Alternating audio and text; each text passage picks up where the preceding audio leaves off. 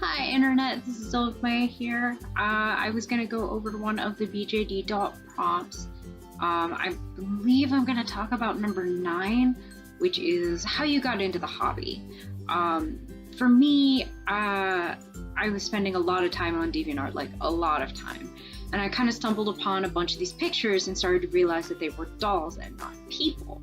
And this kind of fascinated me, and I didn't know anything about where they came from or anything. I just kept looking at these pictures, and it was so cool to me that they could pose these dolls and take these realistic photos, and it was hard to tell it was even a doll, and they were just so beautiful.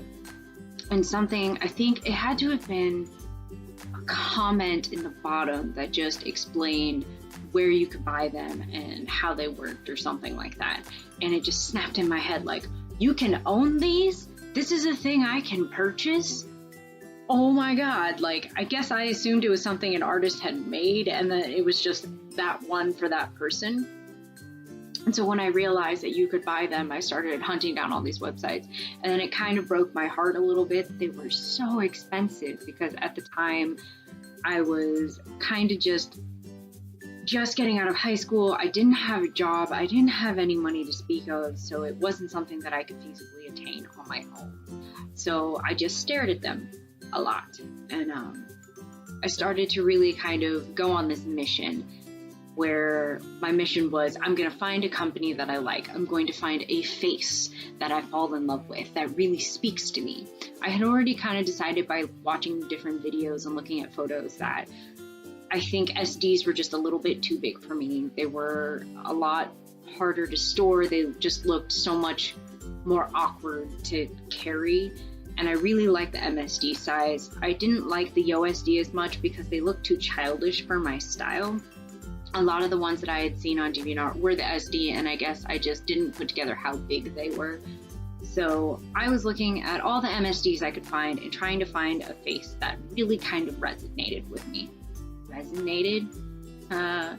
But the problem I was having was that all of the boys looked really emo and depressed and very forlorn and like not in there, and all of the girls just looked like children, and I didn't like it very much. And like, to everyone their own. I know that for a lot of people that's the style they want, that's what they're going for, but it just didn't suit me and what I wanted to do with them and the kind of stuff that I wanted to have.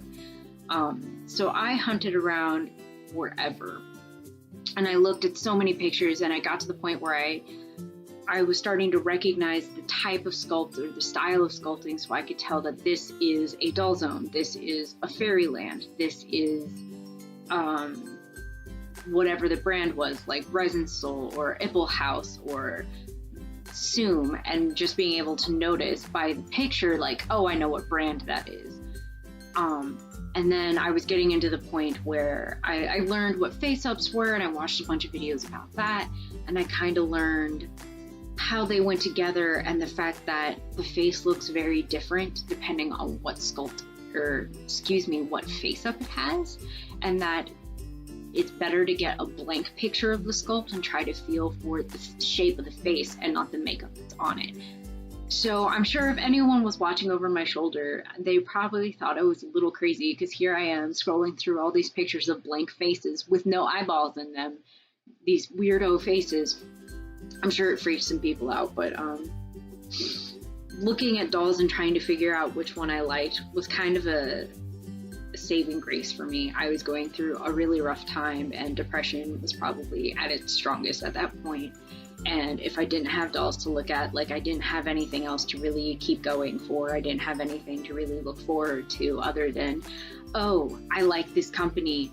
What about this sculpt? What about that sculpt? And then trying to draw out and plan, what kind of outfit do I want them to have? What kind of face do I want them to have?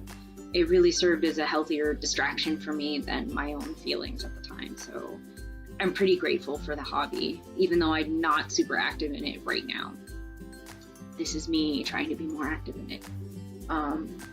It was several months of hunting around and looking before I found her, but I found this one.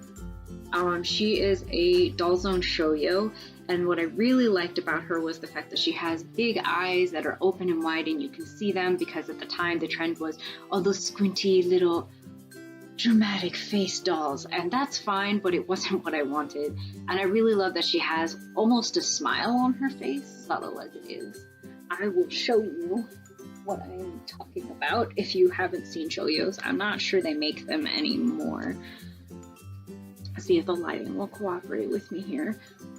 But she's got like those really big eyes and that cute little smile that's very simple without it being a little too much or anything. And I think it's adorable how humongously pointy her nose is. It's just, she's got so much charm in her face, and it really stood out to me.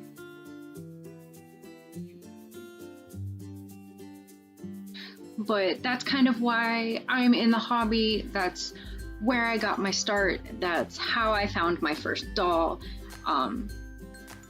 I am probably going to hunt around for more of these videos and see if I can find anyone else. If you have anything to say on the matter, or if you want to tell your own story, feel free to drop a comment.